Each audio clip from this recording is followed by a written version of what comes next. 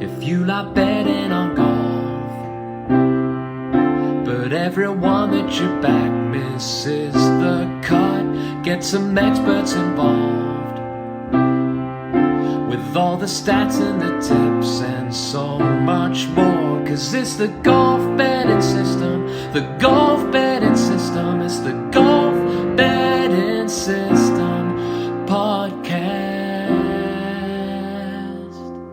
Greetings and welcome to the Golf Betting System podcast. It's episode 381. This is our 2026 WM Phoenix Open and Qatar Masters Tips podcast. Barry O'Hanrahan and Paul Williams join me, Steve Bamford, to discuss this week's PGA and DP World Tour action. Good morning, gents. Good morning, guys. Morning, guys. This podcast is for listeners of 18 and above. Please be gamble aware. You can visit gambleaware.org for more information. And of course, please bet responsibly. Visit our world famous golf betting system website where we have our in-depth betting previews for both Phoenix and Qatar. Paul has been in the stats lab pulling together this week's data. We have TPC Scottsdale and Doha Golf Club strokes gained rankings, detailed course form, player form and combi sheets for both events, plus new and old predictor models for both PGA and DP World Tour action this week. All of our content, all of our data, it's completely free of charge. There's no paywall, there's no registration.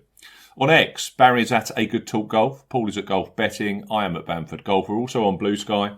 Search for Steve Bamford and Paul Williams. Subscribe to the Steve Bamford Golf YouTube channel where this podcast is available each and every week. Now, you guys as listeners power this podcast, so we need your 5-star reviews on Apple Podcasts. As ever, for those of you who leave a review, I will read them out at the start of a future show. Leave your name and where you are in the review. This is a cracker. It's from Flatfoot Fong. And Flatfoot's in Australia. Entitled, New Dad. Howdy, chaps. Sam Fong from Down Under. I've just had myself a kid, and she's been keeping me up at all hours of the night. Been a blessing having the golf season start, as I've been able to punt on live golf. Keep the agronomy chat coming. It's the only thing getting me through right now. My favourite is Poa Overseed. Flatfoot, thank you for your time. There will be more agronomy chat later on in the pod. Brilliant stuff. Thanks, Flatfoot, and congratulations on your new arrival. It does get easier over time, honestly. But more expensive. Well, yeah. I have to take your word for it, lads. Congratulations, Flatfoot. Yeah, Bamford is the Snoop Dogg of golf betting podcasts, right? Mm. It's all about that Poa Overseed with the with the ryegrass and the trivialists. It's a Scotty Scheffler favourite. It is indeed. Can I also mention, I'm going to set a target, chaps. We're getting, I wouldn't say we're close. I think we're around getting on for 800. But that 5-star button on Spotify is just so easy to press. So if you are listening on Spotify, just have a hunt round. There's a 5-star button there for the podcast. Now, if we could get up to 1,000 at the end of 2026, that'd be a decent milestone, I reckon. So if you're on Spotify, just press that 5-star button. That's all you have to do. But also, send us in some fresh reviews. Clearly, I will read them out very, very soon. Right. We talked about the Golf Betting System Majors competition last week, Paul, sponsored by Bet365. All I'll say is, rather than go through it again, I'll mention it every couple of weeks. The rules are at the top of the podcast description. So we'll go into some more detail around that next week. But Bet365 are sponsoring it. 2026 Golf Betting System Majors competition. First tee off at the Masters is the deadline. It's a one and done. Plenty of prizes on offer and they're cash. Right, let's talk about last week. You had a playoff, didn't you, on the DP World Tour? Freddie Shot was the eventual winner. Would that be correct, Paul? In a playoff? Yeah, another dramatic DP World Tour Sunday, wasn't it? But yeah, Freddie Shot, 250 to 1 he was. So if you managed to snare him, then very well done indeed. We talked about big drivers. Is he a big driver? Yeah, he is. Yeah, he actually led the field for driving distance last week. So you depends how you looked at it, I guess. If you cut it very crudely and said, "Give me an extremely long driver," that's probably about it, really, because there wasn't much form coming in from that either. And yeah, you could have made him onto a shortish list off the back of that, but I've looked through. There were a couple of top tens at lower grade DP World Tour events over the years. That's about it. And I think Barry said on our group chat as the event got going, the incoming form was nothing to get you remotely excited. So, but no, it just shows that every dog can have his day, and he did extremely well to hold his nerve in the end in that playoff. Patrick Reed, Reed had a couple of chances to, a couple of 6-footers or so coming in the last few holes where he could have won outright again for the second consecutive week, but didn't. Callum Hill will be sorely disappointed from the massive lead that he accumulated after his 61 on Friday, which was an incredible round. And then he made a mess of the playoff as well. So, yeah, Freddie was the last man standing. A little bit disappointing for me because I had Alejandro Del Rey, who was the first round leader, or tied for first round in the end with Freddie's shot. And I had high hopes of him because, again, he's the kind of player, that kind of long hitter who would be suited to Bahrain. But he just trod water for 3 days after getting himself into position. So that was the end of that, sadly. Yes, Freddie's shot, 250 to 1. Well done if anyone backed him last week. Over in the States, Justin Rose. His 13th PGA Tour victory, I believe. I've looked back, as you do, statistically. I couldn't find a reason for picking him. But then I don't think Justin Rose is that kind of player anymore, and we've kind of mentioned this on the pod before. He very much picks his targets, and intervening events he's not overly fussed around. So from a statistics perspective, if you're looking for someone that's trending on a strokes gain basis or whatever number, I'm likely to pick Rose. I mean, this is something we might need to bear in mind moving forward, because I think he's a live chance for the Masters. I've said a lot also on the pod. I still genuinely think that he's got potentially an open in him. But what I'm suggesting is, when I look at my strokes gain numbers the week before, the Monday before, I'm not going to see Justin Rose near the top because it's just not going to happen. You just got to pick him on trust, I think. I'm just looking here at at his player numbers from last week, and I couldn't have got anywhere near him. He missed the cut at the American Express the week before. Yeah, and then missed the previous 2 cuts at this tournament the last 2 years. But he's amazing. He just goes off into the laboratory and then comes out and just says, yep, I'm grabbing a win now, or I'm going to play amazing. And I don't know, for you guys, I can't really see anything being telegraphed out there to indicate this is all going to happen. It's coming. All of a sudden. Yeah. Well, these prices would suggest the same, Barry. Here's the last 3 prices for Rose. 2023 Pebble, 25 to 1. Weak field, give you that. 2025 St Jude, that was the first event of last year's FedEx Cup playoffs, 80 to 1. And this Farmers, 66 to 1. I guess they're not prices you're getting from a top elite player that's trending statistically. Yeah, and basically showing a sign that he's going to win. No. If you dug through his American Express performance, there was a 63 in there. Yeah, there was a spiky round in the middle there, 63 in the second round, I think it was. Yeah. But yeah, as you said, he still missed the cut, didn't he? I don't know. You have to try and understand what motivates a 45-year-old Justin Rose, and in a Ryder Cup year, it could be Ryder Cup. We're not in Ryder Cup year, so it's not that. He's up to 3rd in the world now. So, he's got no chance of catching Scotty, that's for sure. But he seemed crazy, quite though, isn't it? buoyed by the fact that he'd made it up to third. Is this still a competitive person in there? I guess There's an interesting split, though, to show, let's say, a bit of the no-show weeks or the inconsistencies, because he's 21st in data golf. So the reward for the wins in the OWGR is obviously showing or proving itself there by being third. But That's right. is he just an unbackable player because he's so hard to clip when he is going to go hot? Well, or flip that on its head, Barry. Is he just a blind backable player where you? This is what we're saying. Yeah, Good point. You just go in there and you say, well, is there a reason? Well, yeah, last week Rose is a previous champion. He's gone in there, whatever reason, he's felt good and he's gone and won the tournament. We've seen over the last a couple of seasons, I guess at best, where he's upped his game specifically for the major championships and the events that he's wanted to, to perform at for whatever reason.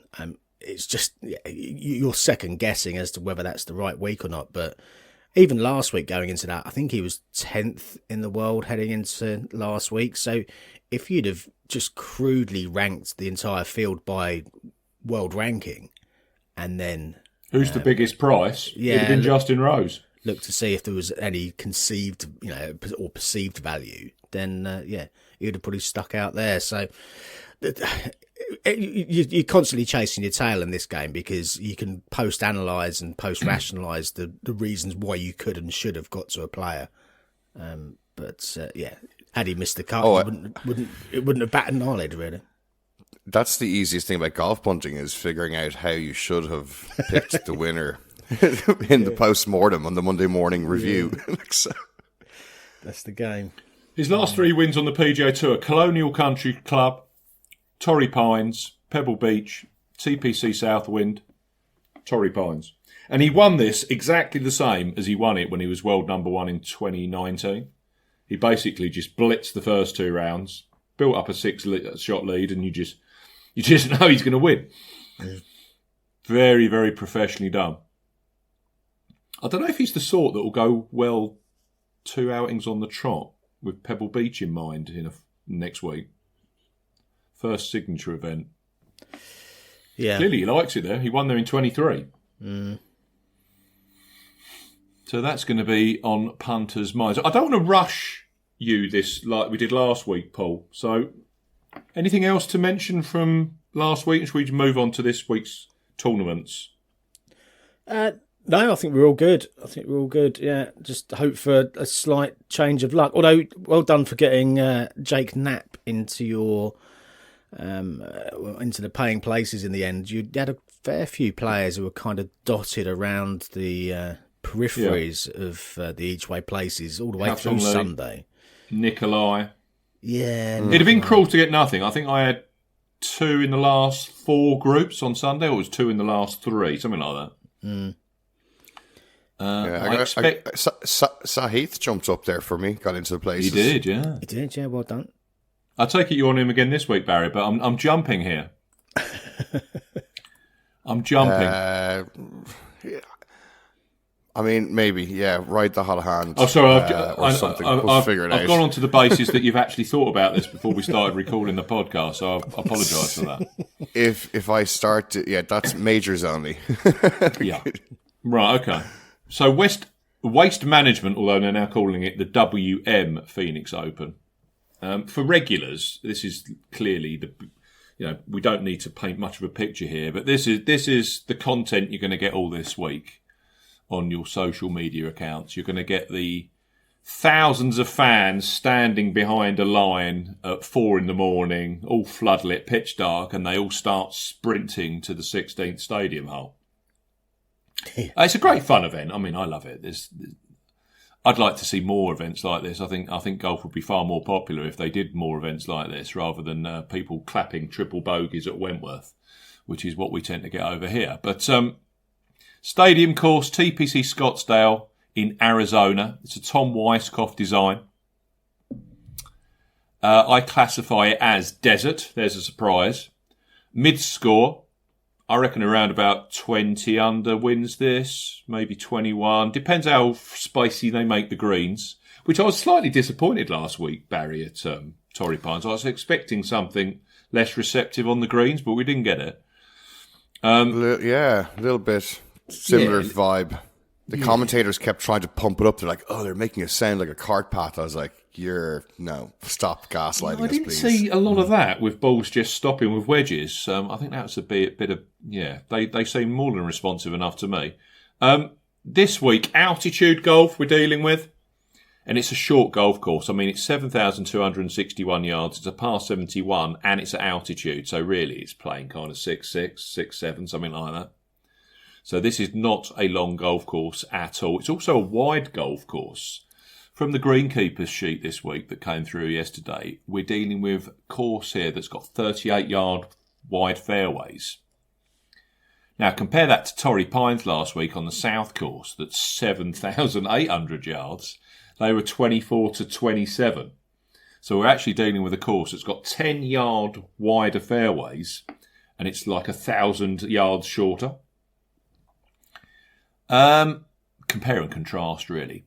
Now, here's the agronomy, just for you agronomy nuts out there.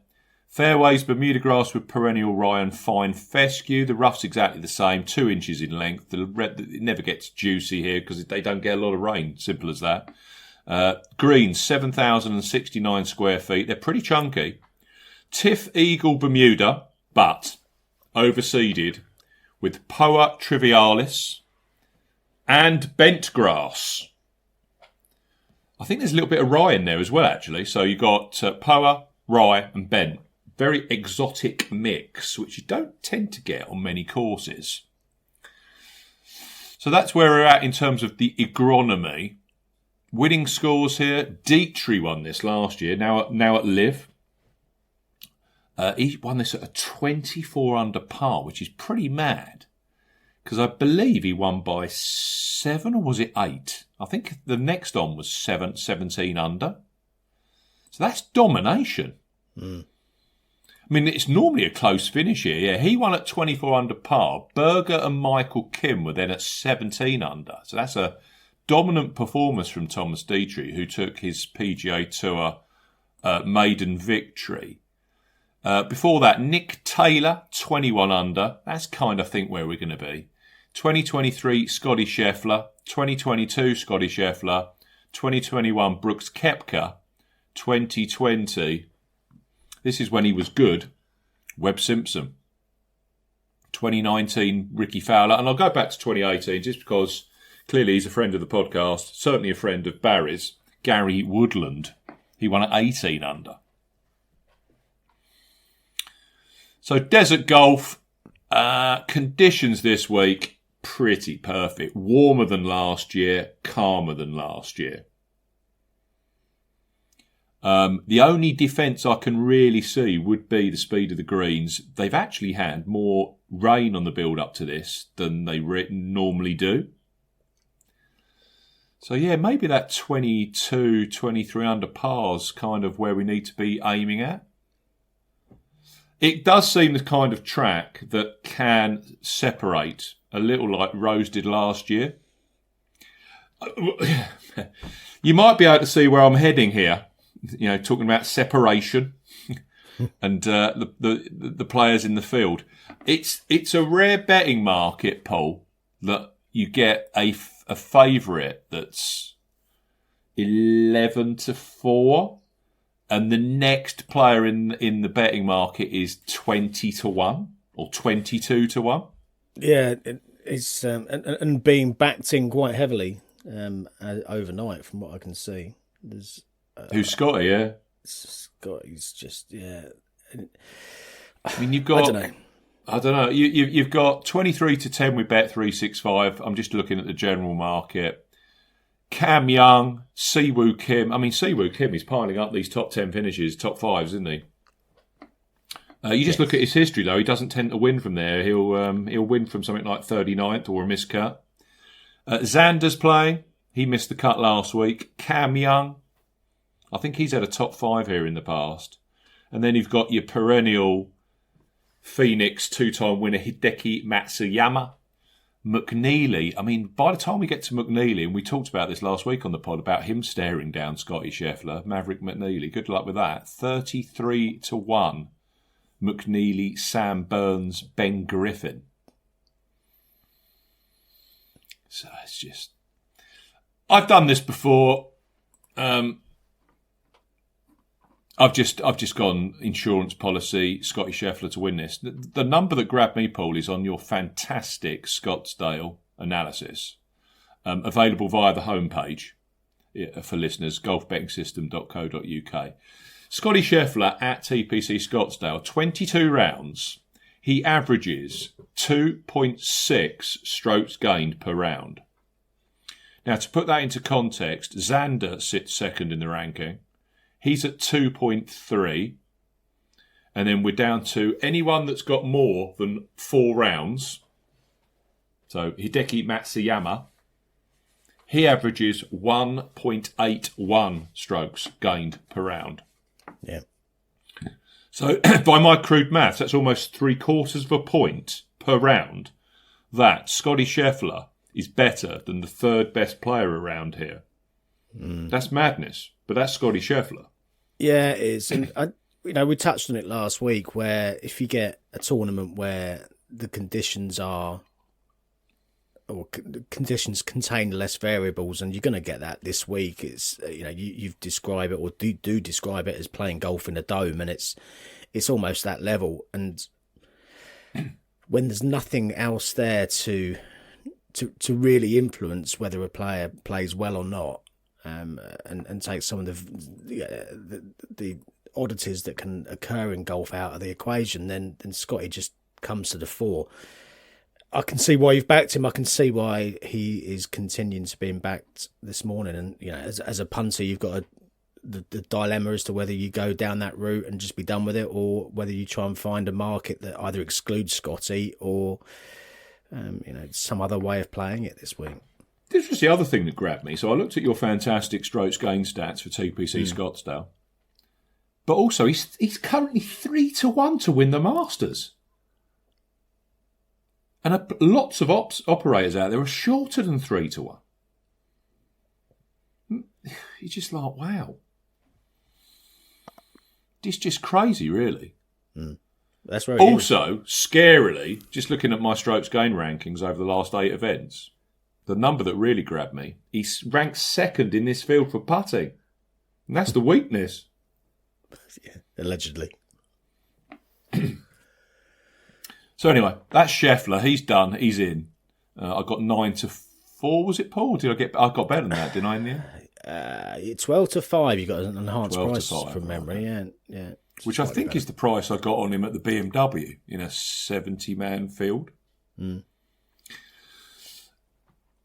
Other angles in. Now, of course, as you said, Paul, you could go without Scotty. There will be without Scottish markets, so that's definitely an angle. When I'm pulling all this together, there's nothing like that available. So,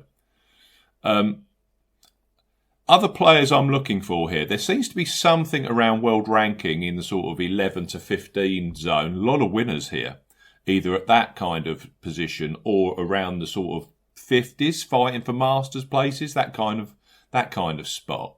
But also just looking from a price perspective. Last few winners here have been pretty juicy. So we had Dietrich last year was 100-1. Nick Taylor the year before that, who was in a head-to-head with Scotty Scheffler and Charlie Hoffman from memory. I think Andrew Novak was involved as well. He was 100-1 as well. Scheffler 16, 30-1 the first time he won. I was on him in 22. Brooks Koepka, he won here with absolutely no form whatsoever. I think it was 3 straight missed cuts. He won here at 50-1 in 21.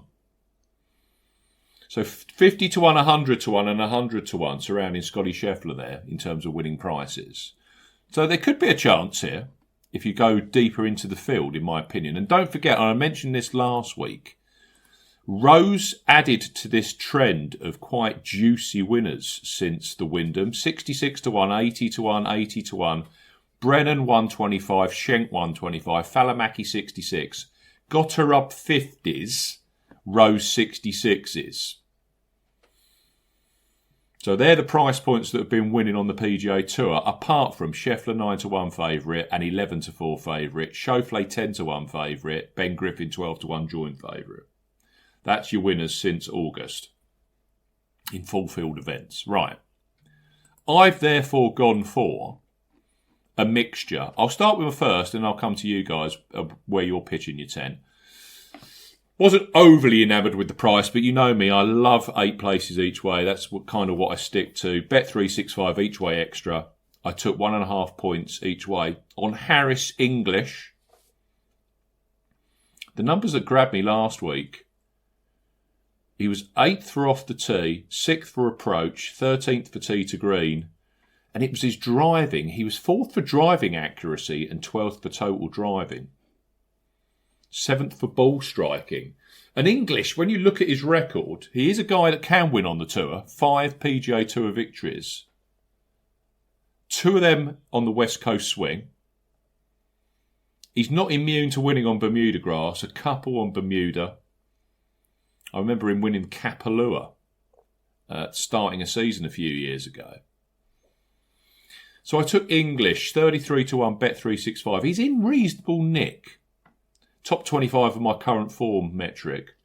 47th at the RSM, 8th at the Hero, 27th at the Amex, and 22nd last week when defending his Farmers title.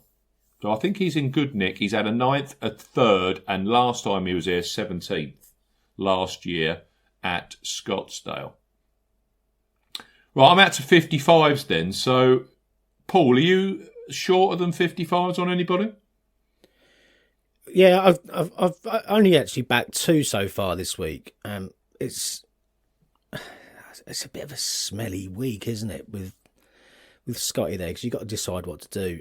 I haven't found one yet. So if listeners, particularly listeners on YouTube, if you find a Scotty to win by, excuse me, like 6 strokes kind of market, then do post it on there in the comments so we can take a look. That feels to me the only way I'd potentially want to play Scotty, because I think, given what we've seen of him so far this year from his one outing, his performances here in the past, and as you say, what happened last year with Detry as well, there can be separation. So potentially finding an extreme market for Scotty could be the one. I've backed 1 lower prices, which is Hideki. I've stuck with Hideki. I was on him last week. I knew you'd go for Hideki. I just knew it. He really did frustrate me last week. He's playing well though, isn't he? Yeah, he is playing well. It's just finding that putter as ever. There were just so many super short putts that were missed, and he makes those. He's never winning. He's never catching Justin Rose. I get that, but I had him 8 places last week, and he finished tied 11th in the end. So Don't worry about it, Paul. It'll be okay. Last week was tough for short putts. Yeah, I get it, but historically he has putted reasonably well, or better than the average there. So I did have some hope that he would actually make a few, but he didn't. But then he's coming to a course this week where he's won twice, a couple more top 4s, and for me, if there is a player who could, on his day with a flying Sunday as is his want. Then, if there is a player who could beat Scotty, then Hideki is the one in that field for me who's got that chance. There's not many others that I could, hand on heart, say, in a showdown, will he or can he beat Scotty Scheffler in his current form? So yeah, Hideki's the only one at that price. I've got one far, far deeper, big 3-figure number, which we can go through a little bit later. Not that you need defending, but he was the one I really stared at Hideki, because, I love Hideki. So It's interesting. You'd never have said this 4 or 5 years ago. 3 wins now on Bermuda grass. Sony Open, Southwind, Kapalua. Always it was bent grass, wasn't it? Yeah. Absolute bent grass phenom. Yeah, he's adapted and improved. It's, he's a more rounded player in that respect nowadays. Where are you chiming in, Barry? Well, thanks for giving me time to do my research. I am going to back Sahith Theegala again. there's a lot of good things going for him. He's 7th in the strokes gained for the course. A couple of coming off the back of a couple of top 10s. I don't think I need a whole lot more convincing than that. So I am locking him in for the week. I'd be surprised not to see him in the mix. I mean, listen, I'll be asking for a refund if he's not. And I think I might also go with Nap again. He's like a 28th and a 44th here the last couple of outings, so it doesn't massively inspire confidence, but he's coming off an 11th and a 5th last week. He is number 1 in your strokes gained putting, so for the recent 8 weeks tracker, so I think I'm just going to stick with him. Putting lights out.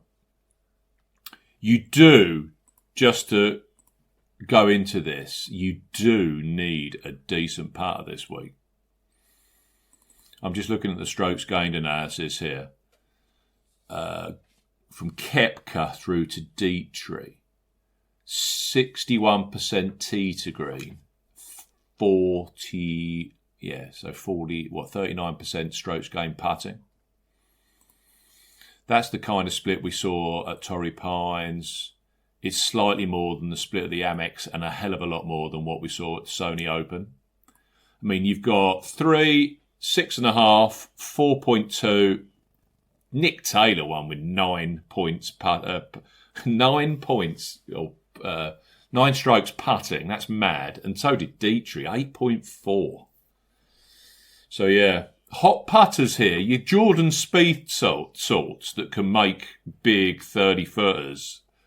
You do see a lot of good putters in the mix here. So I've gone Nick Taylor. I've got a point each way, 55-1 with Ladbrokes, 10 places each way on Nick Taylor.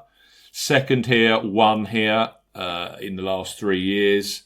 The Sort, I was on him at the Amex, played okay. He was top 27, something like that. That's not really his, I don't know, for some reason he doesn't quite get on there. But here, he's turned driving more into a strength, Taylor. He's a phenomenal putter, so he could go extremely well, Taylor. Boo and Hiss Me, I've gone for Daniel Berger, a point each way, 55-1 with Ladbrokes, again 10 places each way. Berger, he was second here last year. We've seen with Berger, he just does have courses that he continually goes well at. Remember when he literally got his maiden, then the year after won again at Southwind? He's a winner at Pebble, a winner at Colonial. Short courses, likes it out west, decent enough on Bermuda grass. So I could see Berger going well at 55-1. And then my last... Now, I came out relatively... Well, I wouldn't say early. The only bookmaker that was left to show their prices were Betfred. Couldn't wait any longer. Getting bored. Press the go button. I got 8 places each way on Novak at 75-1 with Bet365. Betfred came out 100-1 in their 5-place market. You could have got 90-1 with Betfred, 8 places each way. Andrew Novak. There's just something about Novak. He won the Grant Thornton at the end of last year. He's the 17th highest ranked player in terms of world rankings in this. And you're out in the 80s, 90s, 100-1. And as we said, the last 2 winners have been 100-1 best price of this. So Novak's right in that kind of corridor that I like. He was 8th here 2 years ago, and he was right in the hunt on Sunday. His only win, which was a shared win with Ben Griffin, come on Bermuda grass greens with Poa Trivilis Overseas down in TPC Louisiana. So yeah, I like Novak. Also, can be a very spiky putter. So I've got Novak, Berger, Taylor, English, Scotty Scheffler. Paul, your additional selection, please. Yeah, the other one I backed is Adam Schenk at 500-1. And the reason for that is you've got a guy here who has won as recently as November. He won the Bermuda Championship back in November. And I think he's just been disrespected in this market. 3 missed cuts followed that, but he was 11th last week. And the long game looked back on song, 5th for strokes gained approach, 12th for strokes gained tee to green. And he comes in here with 3 successive top 25 finishes at Scottsdale. 9th into the weekend in 2023, closed with a 65 in 2024. And he was 12th heading into the weekend last year. So he's played some really nice golf here over the last 3 seasons. And if that collides with a progression from last week's 11th place finish, then he could find himself in and around those each way places, which at 500 to 1, that was with the bog standard each way terms, but you can fish around the markets as you please to get the right combination of each way prices and terms to appease your betting strategy. But yeah, I thought Schenk was worth taking a chance on. So he's the only other one that I've backed. The one that keeps niggling me is Tom Kim, and I know Tom Kim's been off the boil for a while now, but 250 to 1's been dangled out there. Some of these prices are mad, aren't they? Yeah. Brian Harmon 200 to 1, Ryan Fox 200 to 1, Nico Echeverria. I mean, he can win from nowhere. 225s. Tom Kim 250s. That's mad. It is, and it's Billy Horschel 250. Yeah, there's players that wouldn't surprise you to see have a decent week. Just not completely. It's not as if Tom Kim's missing every single cut. He's still, he's still finishing the right side of the cut line. He's just not doing much with it. But that can improve. He's far better than that. But yeah, whether that he was far better than that. You'll find it. I think Barry. Is this just a factor of the fields getting a bit stronger now as the season's getting a bit of momentum? You're just going to have some players that have recognisable names at absurd odds. Yeah, potentially. There's a lot of elite name players that are struggling at the moment, aren't there? Tony Finau's another one. Well, he was better last week. He made a hole in one. All good. That'll turn it around. Tony's okay until he needs to make a putt. Yeah, he was much better last week, though. Yeah, it is his favourite course in the world, though. Yeah. There are a lot of named players that are deep down in markets these days. But then you've got the likes of the new brigade, like your Matt McCarthy's and Pearson Coodys. You've got this strange mix at the moment in these betting markets of new, young, fresh talent and big names that are struggling. It's interesting. Where are you going to pitch in then, Barry? Any more? I'm kind of set with Thigala and Knapp for the nobody else is popping right now.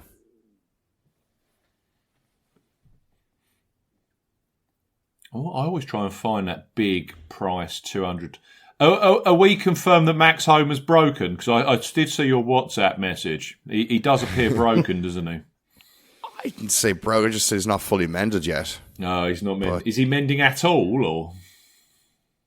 It's that's a good question. If I knew that, I'd be able to comment on it. It's good. It's good to watch. It's interesting to watch. The battle back.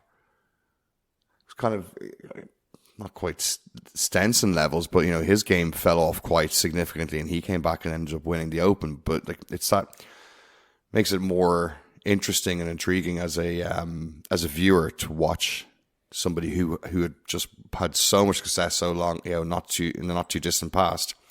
Game just melts away from him because it's golf, and now watching him, can he get it right back up there? That's an interesting story to watch. Mm. I'm just playing with the predictor model quickly because my gut feel.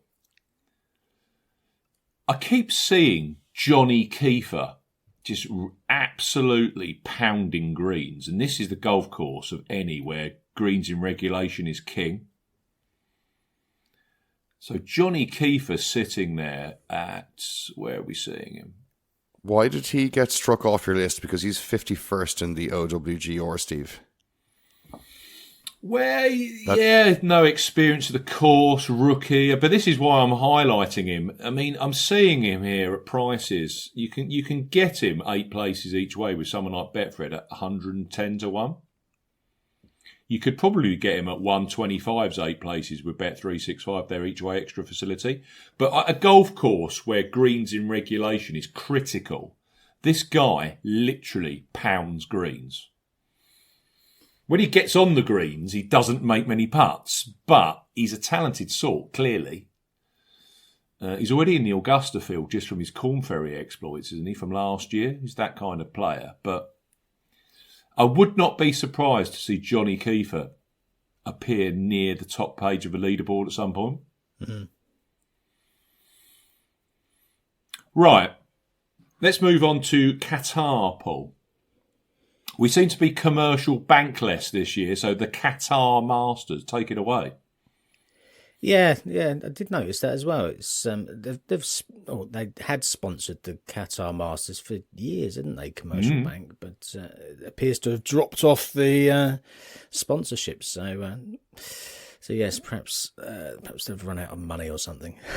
not great for a bank.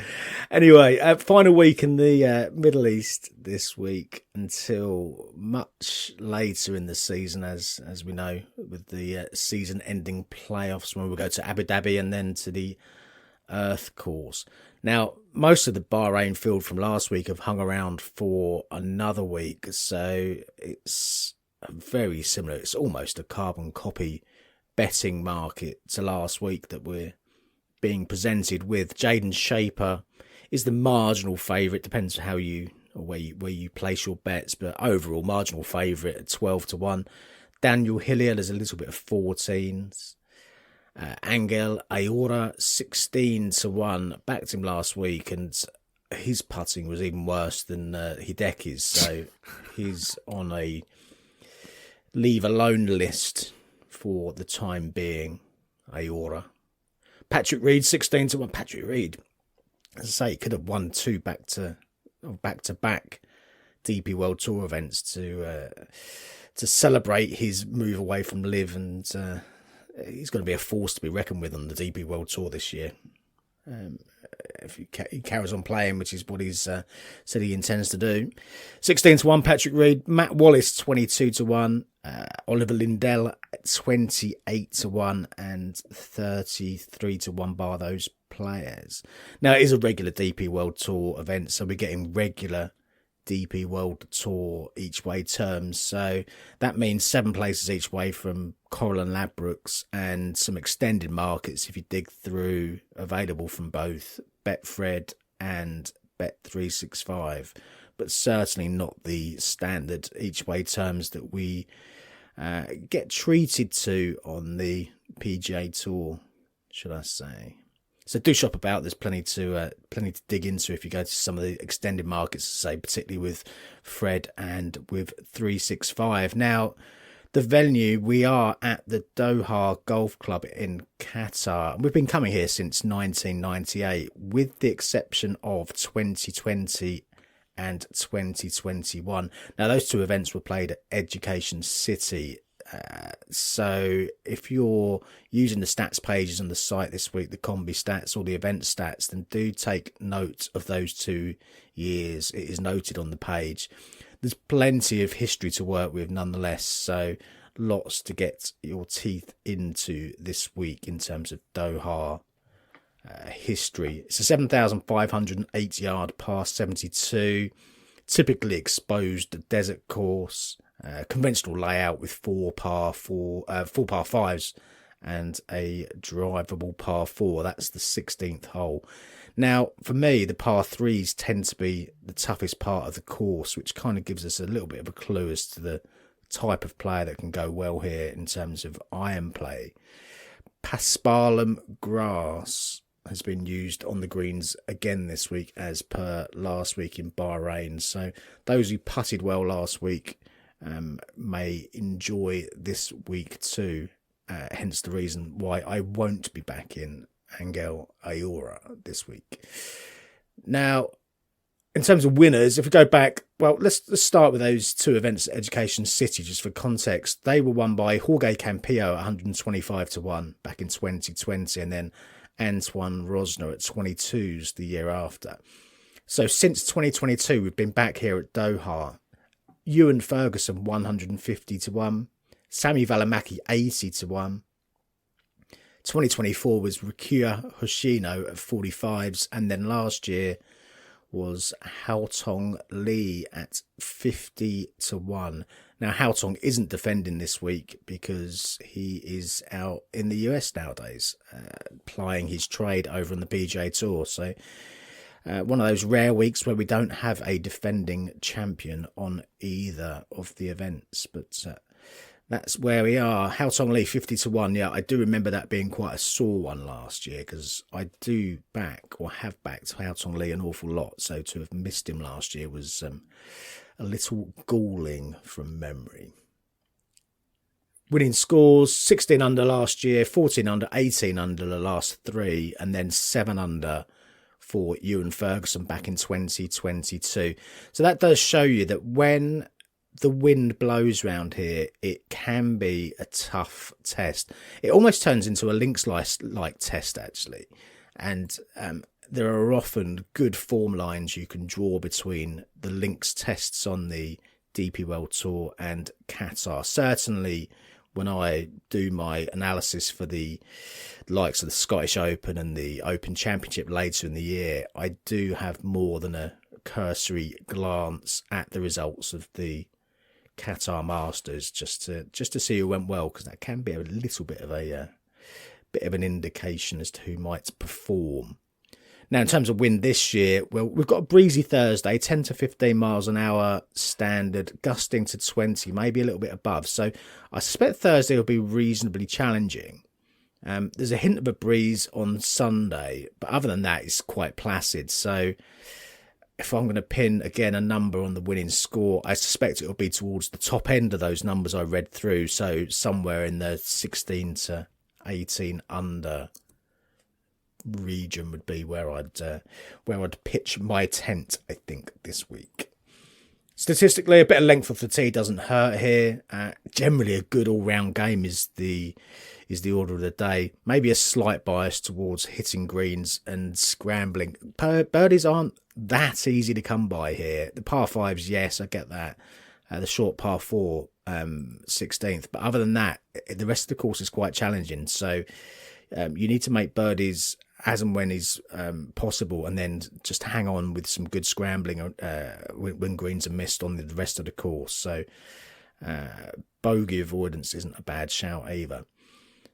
From a strokes gained perspective, the last three winners were third, and second for strokes gained approach, and second, 11th, and second for strokes gained tee to green. So it does come down to a kind of an iron play game is probably the best way to describe it. The putter is a little bit more important this week than we had suggested last week. The last four winners, 6th, 16th, 2nd and 4th for strokes gained putting. So you need to be in and around the best strokes gained putters on the week to win here as well. Other than that, well, form wise, if you go back to 2010 here at Doha, every winner had a top 10 finish in one of their last 7 starts. So a smattering of form is a good place to start. Course form's a little patchier though. Ferguson, he was a debutant. Välimäki and Hoshino, both of them had top 40s here, but nothing better.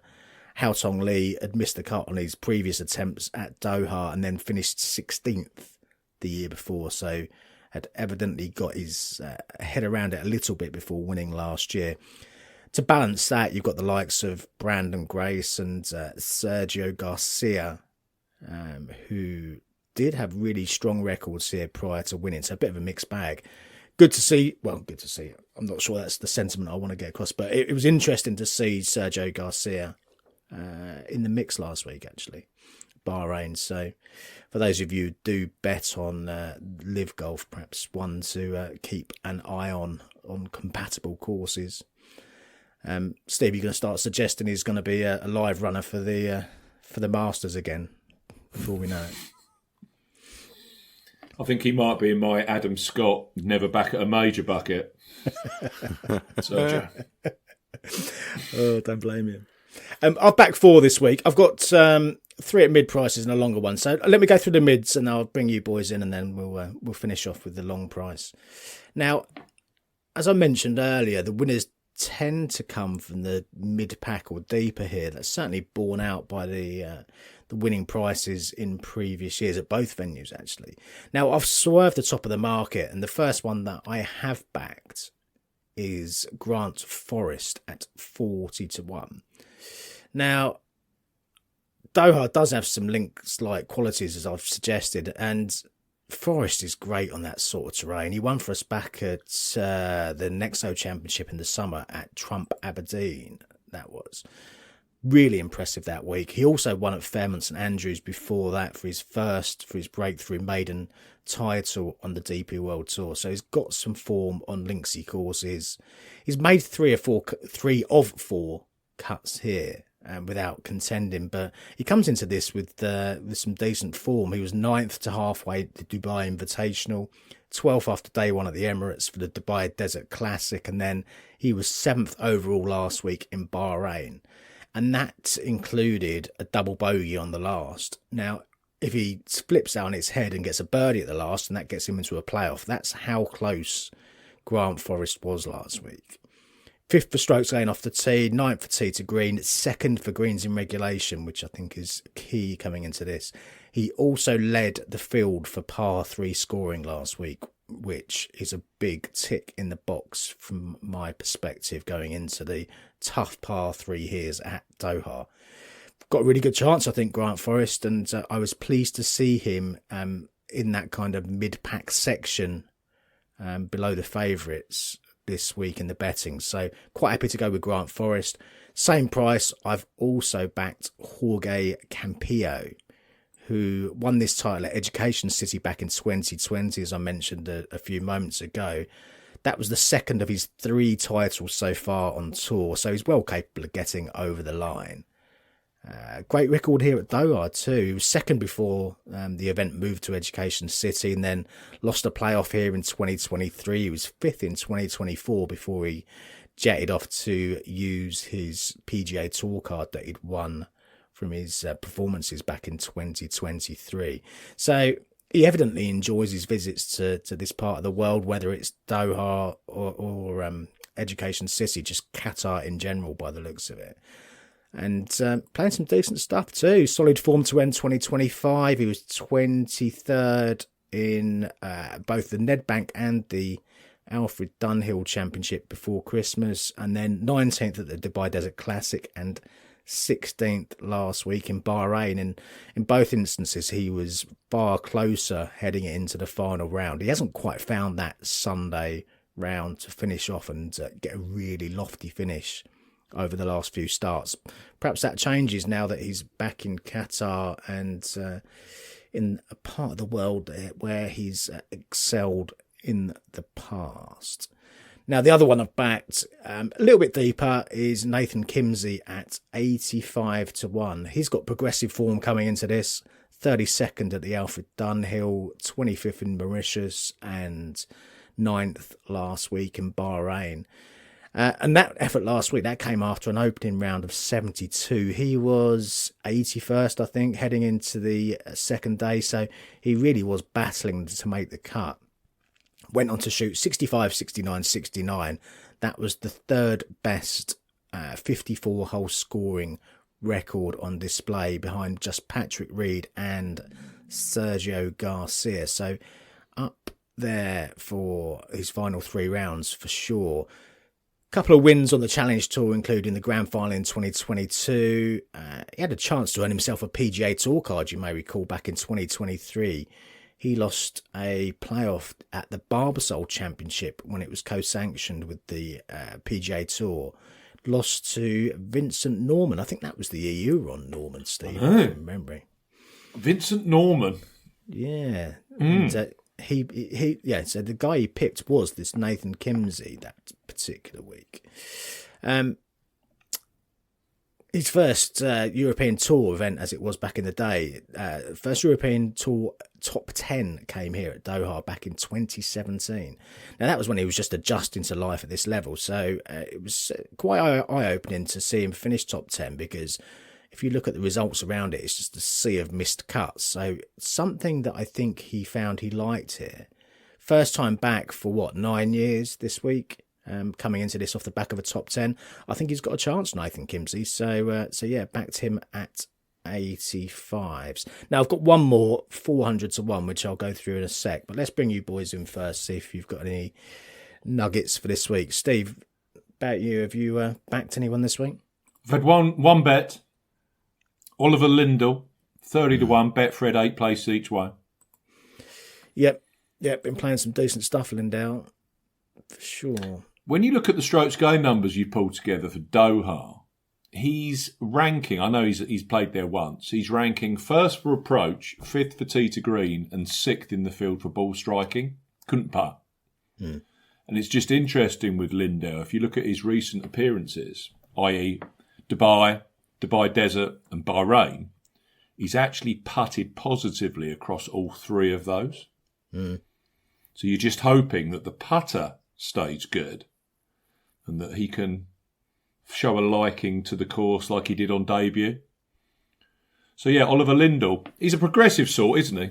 Yeah, well capable, and you'd like to think there's a win quite possibly coming sooner rather than later. So, and that's reflected in where he is in the market, and he's not there by chance. He's there because the bookies are giving him the respect that he deserves. So he's due a serious contend soon, I'd suggest. So hopefully it's this week. Quite possible. That's my one bet. So that's you, Steve. Barry, any interest from you this week in Qatar? I think I'm going to stick with Couvra, another Frenchman with the COU start to his name, finished 6th, Hugo Cousseau. So that was a bit annoying picking the wrong one, but yeah, nothing to make me just leave Couvra by the wayside. So he had a good week putting last week. So hopefully with the greens being the same type of grass, he can improve the approach game. Kind of merge the two of them up together. Steve, I arrived at Lindell as well, so we're doomed together, but at least we'll have company on the sinking ship. I look forward to the Thursday WhatsApp message. Oh, it'll be fine. I mean, listen, fastest finger first. And I've one more. It's not 400 to 1, Paul. So, yeah, you've really crushed the super long odds this week. I go with Anthony Quayle. So, just a bit of putting last week caught my eye. He was in the top 20 for that. He's got some pretty good distance off the tee to kind of get himself involved this week. So, I just wanted to kind of have a triple figure golfer who has a little bit about him, and kind of picked. I took the maximum places, 12 places, 110s on Bet365.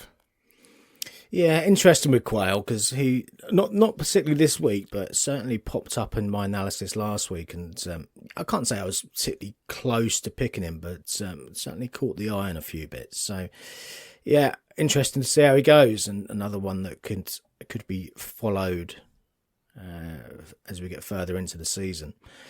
The other guy that I've backed is Chris Wood at 400 to 1, and there's still a little bit of 400s out there as we record this at 8:40 on Tuesday morning over here in the UK. Now, Chris Wood, 2013 winner here. That was the first of 3 titles.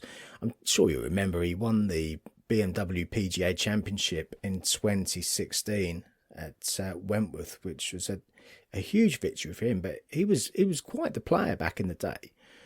10 years on, injury issues. He's had some mental health challenges as well. Lost his form, lost all of his playing rights. So disappeared completely from sight in terms of professional golf, and by all accounts he was extremely close to retiring. I mean, bear in mind Chris Wood's only 38 now, so that's in the context of golfers. There's still a bit of mileage in there. 45 years old, Justin Rose last week, and he's still tearing it up on the PGA Tour. So Chris Wood at the age of 38, perhaps there's a little bit left in the tank still. Now, he chanced his arm on the Middle East North Africa Tour, the MENA Tour, And he won in December over there. He won again just over a week ago. So a couple of victories in the last few weeks. Now, it would be something of a fairy tale if he were to win this. For me, professional sport's all about fairy tales. So, perhaps he gets himself in the mix this week. He's playing on previous champion category this week. So he's not going to get a great deal of starts. Should he get a top 10 here, opens the door for further starts down the line, and perhaps he can rejuvenate something of a career at a higher level.